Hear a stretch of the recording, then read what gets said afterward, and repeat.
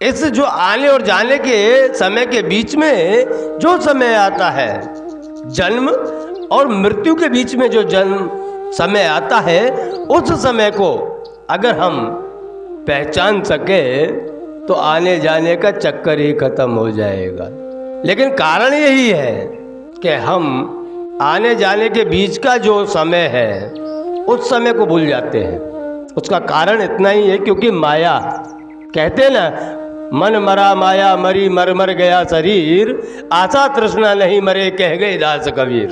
क्या अपने जगत के अंदर जब जन्म लेते हैं तो उस समय हम यह भूल जाते हैं क्योंकि माया है, माया लग जाती है और संसार में आकर के हम हमारे अस्तित्व को भूल जाते हैं। नहीं तो जन्म दिया तब कहाँ हम दौड़ने वाले थे, किसी और ने उठा करके हमें पलने में सुलाया और सुला करके फिर जब चलना सिखाया तो किसी और ने ही सिखाया। एक एक क्षण में जो भी हमने सीखा वह सब हमने ही सीखा नहीं है, किसी और के जरिए से सीखा गया है। लेकिन जब थोड़े बड़े हो जाते हैं तो हम हमारे माता पिता का कितना अनादर करते हैं, तुम स्वयं विचार कर लीजिए। अगर माता पिता कहते हैं कि बेटा इधर को नहीं जाना है, फिर भी वह उसी मार्ग को पकड़ता है, तो आप विचार कीजिए कि अहंकार माया उसको कितनी कृषित हो गई है कि वह स्वयं जब बच्चा था तब चल नहीं सकता था। आज बड़ा हुआ है, थोड़ी ताकत शरीर के अंदर आ गई है तो वह किसी की मान नहीं रहा है। बचपन में मानता था क्योंकि पराधीन था, उस समय पराधीन था, तब वह सबकी बातें माना करता था। जब स्वयं के पैरों पे खड़ा हुआ तो तू तेरा कर मैं मेरा कर रहा हूँ, उस रास्ते पे चलने लगा तो तकलीफ तो होती है भाई। और जब तुम्हारी जवानी ढलने लगती है, जर्जर शरीर होने लगता है, बुढ़ापे की तरफ हम जाते हैं तो उस समय फिर से पराधीन हो जाते हैं। मैंने कहा था ना, जन्म लिया उस समय भी किसी और ने जन्म दिलाया था, मृत्यु के समय भी आप स्वयं कुछ नहीं कर सकते और ही आपको लेकर के जाते हैं। अरे शरीर जर्जर हो जाता है तो उसके बाद में आप पराधीन भी हो जाते हो।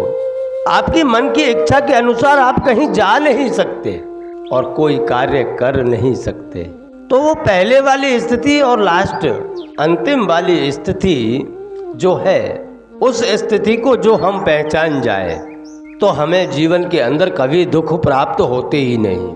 क्योंकि अंतिम वाली स्थिति को पहचानने के बाद में आपको एक एहसास हो जाएगा कि करने वाला कोई और है, अपने से करने वाला कोई और है। हम तो खाली इस जगत के मुसाफिर हैं, आए हैं चले जाएंगे, तो किसी और की आत्मा क्यों दुखाएंगे?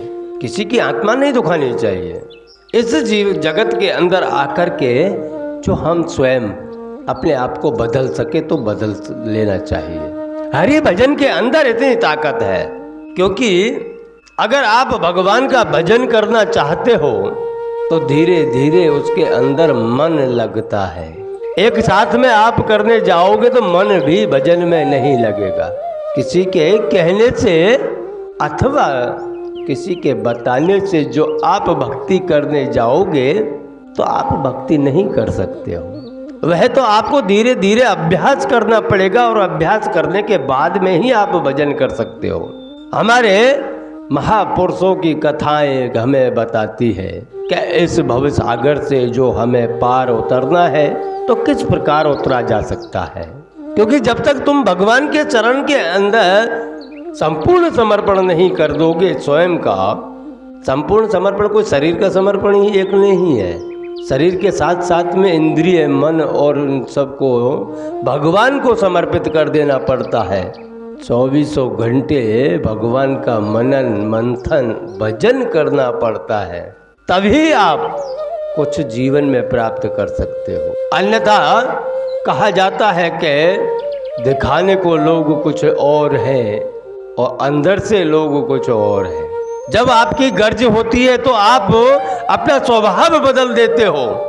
जब गर्ज पड़ती है तो आप अपना स्वयं का अंदर का स्वभाव नहीं बदल पाते, लेकिन बाहर से दिखाने के लिए आप अपना जीवन उसको ऐसा लगाते हो कि जैसे कि आपकी सिवा कोई और है ही नहीं। लेकिन वही जब आपका काम पूरा हो जाए, गर्ज पूरी हो जाए, तो तू कौन और मैं कौन भैया, तब आप अपना असली रंग दिखाते हो। उसका कारण इतना ही है क्योंकि इंसान इंसान नहीं रहा, वह इंसान नहीं रहा, स्वयं के काम के चक्कर में स्वार्थी बन गया है। उसी स्वार्थ को एक बाजू रख कर के जो आप हरि भजन करने जाओगे तो एक ना एक दिन पर ब्रह्म परमात्मा को जरूर पाओगे, क्योंकि हरि भजन के अंदर इतनी ताकत है। भजन तो सबको करना है, कल्याण भी सबको करना है, लेकिन रास्ते पे नहीं चलना है। कोई शॉर्टकट हो तो बताओ ना बाबा। लोग क्या कहते हैं कि कोई शॉर्टकट हो तो बताओ ना बाबा, हमें तो शॉर्टकट रास्ता ही पसंद है। लेकिन परब्रह्म परमात्मा के पास में जाने के लिए शॉर्टकट से शॉर्टकट तो यही रास्ता है कि तुम हरि के हो जाओ, हरि तुम्हारे हो जाएंगे। जब आप हरि के हो जाओगे तो हरि तो आपके हो ही जाएंगे।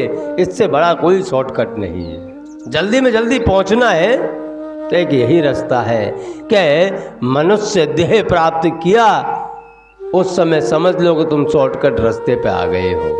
नहीं तो 84 लाख जन्म व्यतीत कर करके आप मनुष्य देह प्राप्त किए हो, और उस जब आप भगवान के इतने नज़दीक आ गए, आप खाली इतना विचार कर लीजिए कि भगवान के पास में किस प्रकार से आए हैं कि कोई छत पर चढ़ने के लिए 84 लाख सीढ़ियाँ हैं।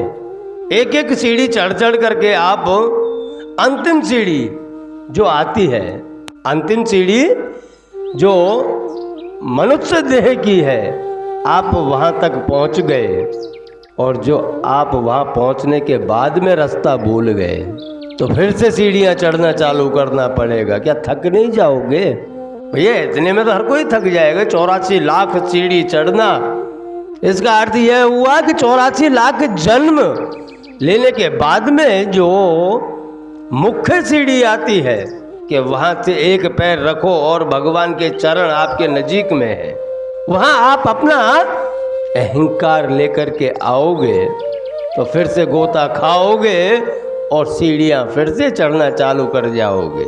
इससे अच्छा है कि भगवान जो हमें बताते हैं मार्ग, उसी मार्ग पर हमको चलना चाहिए, ताकि मनुष्य देह प्राप्त करने के बाद में हम परब्रह्म परमात्मा की चरण में पहुँच जाएं। इससे अच्छा मार्ग कोई और दूसरा है ही नहीं। और उस मार्ग पर चल करके भगवान को प्राप्त करने का, हरि भजन करने के अलावा कोई मार्ग नहीं है। बाबा तुलसीदास जी कहते हैं कि कलयुग केवल नाम आधारा, सुमर सुमर नर उतरई पारा। कि कलयुग जो आएगा, उस कलयुग में अगर आप अपना कल्याण करना चाहते हो तो हरि भजन करने के सिवाय और कोई रास्ता ही नहीं है। जो आपको अपना कल्याण करना हो तो संतों की सेवा करे, भक्तों की सेवा करे, किसी दीन दुखी की सेवा करे, आपसे जो बन पाए वह। कोई जरूरी नहीं सेवा संपत्ति से की जाए, सेवा अनेक प्रकार की होती है। आप अपने शरीर से भी सेवा कर सकते हो। अगर आपके पास में जल है और कोई प्यासा है तो उसको जल पिला करके भी सेवा की जा सकती है। भगवान ने आपको थोड़ा अन्न दिया है और आपके पास में है और कोई भूखा आ गया है तो आप उसको भोजन खिला करके भी सेवा कर सकते हो। सेवा करने के अनेक रास्ते हैं।